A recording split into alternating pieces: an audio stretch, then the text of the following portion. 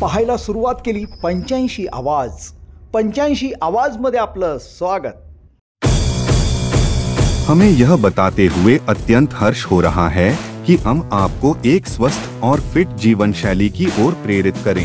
हमारे जिम में अत्याधुनिक उपकरणों के साथ साथ अनुभवी प्रशिक्षक उपलब्ध हैं जो आपकी फिटनेस यात्रा को सही दिशा में मार्गदर्शन करेंगे।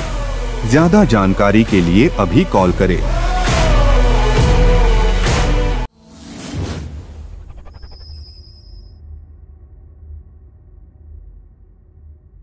तुम्ही पाहायला सुरुवात केली 85 आवाज. 85 आवाजमध्ये आपलं स्वागत. महापालिका निवडणुकीनंतर तुमचा पक्ष भाजपमध्ये विलीन करावा लागेल. मोदी शहांचा शिंदेंना आदेश.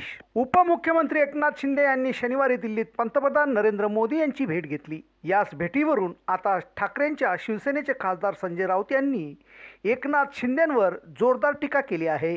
शिवाय यावेळी त्यांनी शिंदेंच्या शिवसेनेबाबत मोठा दावा देखील केला. नरेंद्र मोदी आणि अमित शहांनी शिंदेंना महापालिका निवडणुकीनंतर तुमचा पक्ष भाजपमध्ये विलीन करावा लागेल असं सांगितलं आहे, असा दावा राऊतांनी केला.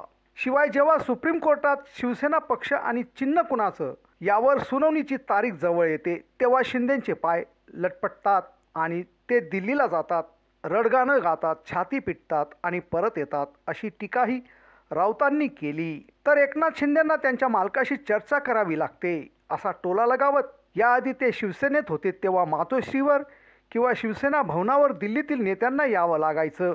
पण त्यांनी चोरलेला पक्ष असल्यामुळे त्यांना शिवसेना कळत नाही, इतिहास माहीत नाही असंही राऊत म्हणाले.